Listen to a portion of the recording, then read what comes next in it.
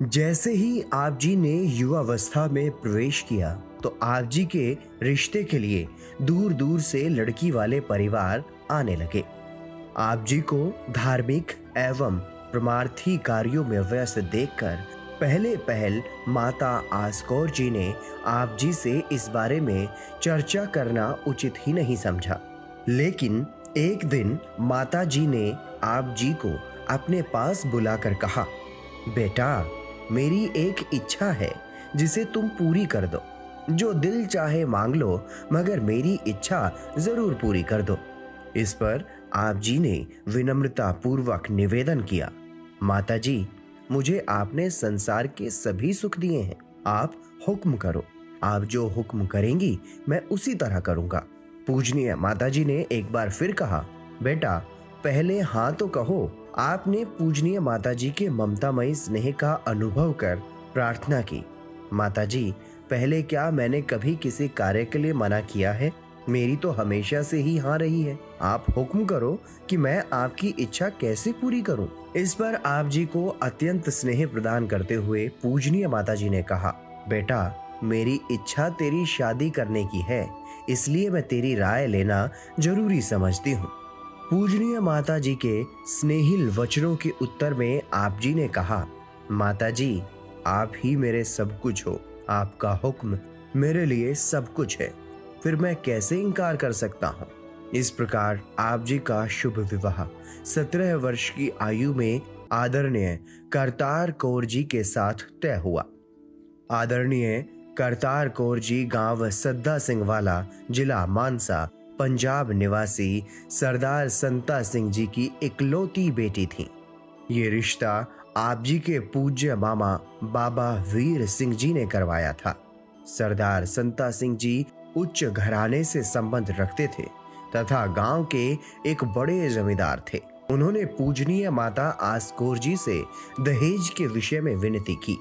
उनका विचार था कि उनका पुत्र अत्यधिक जमीन जायदाद का इकलौता वारिस है, अतः उनकी दहेज की मांग हो सकती है। परंतु आशा के विपरीत पूजनीय माता जी ने विनम्र भाव से स्पष्ट शब्दों में कहा, परमात्मा ने हमको सब कुछ दे रखा है, हमें तो एक समझदार व भले घर की लड़की चाहिए थी, वो परमात्मा ने हमें दे दी है। इससे अधिक हमें और कुछ नहीं चाहिए और ना ही इससे बड़ा दहेज हो सकता है। माताजी ने ठोस शब्दों में पूर्ण आत्मविश्वास से आगे कहा, आप मन में कोई शंका मत रखना, हमारे कहने और करने में कोई फर्क नहीं होगा। मुझे अपने मालिक वाहेगुरु पर पूरा भरोसा है कि वो मेरे वचनों की लाज रखेगा। निश्चित दिन जब बारात सद्दा सिंह वाला गांव में पहुंची तो सरदार संता सिंह जी ने बारात का भव्य स्वागत एवं खूब सेवा की। शादी के दौरान की एक मीठी याद इस प्रकार है। पूज्य शाह सतनाम जी जब बारात सहित गांव सद्दा सिंह वाला पहुंचे तो गांव के बच्चों ने मंडप में प्रवेश करने के लिए आप जी से 500 रुपए शगुन के तौर पर लेने की शर्त रखी। सभी बच्चे हंसते हुए मिलकर कहने लगे कि आप तो गांव के जेलदार हो, सुना है अच्छे खिलाड़ी भी हो, लेकिन हमारे सामने आपकी एक नहीं चलेगी। भाई, हमने भी सुना है कि सद्दा सिंह वालों के लड़के बहुत ताकतवर हैं, लेकिन हमारी भी एक शर्त है। हम मुट्ठी बंद करते हैं और आप सब मिलकर हमारी मुट्ठी खोल दो तो आपको 500 रुपए तो क्या, जितने पैसे कहोगे दे देंगे। ये सुनकर सभी लड़के हंसकर कहने लगे कि मुट्ठी तो हम पल में खोल दें। बस फिर सभी लड़कों ने पूरा जोर लगाया, लेकिन वो मुट्ठी नहीं खोल पाए। उन्हें क्या पता था कि वो किसके साथ मुकाबला कर रहे हैं। इस प्रकार आप जी का शुभ विवाह आदरणीय करतार कौर जी के साथ पूर्ण सामाजिक रीति रिवाजों के अनुसार मर्यादा पूर्वक खुशी खुशी संपन्न हुआ। वह बहुत ही भाग्यशाली रूह थी जिसे आप जी की निकटता नसीब हुई।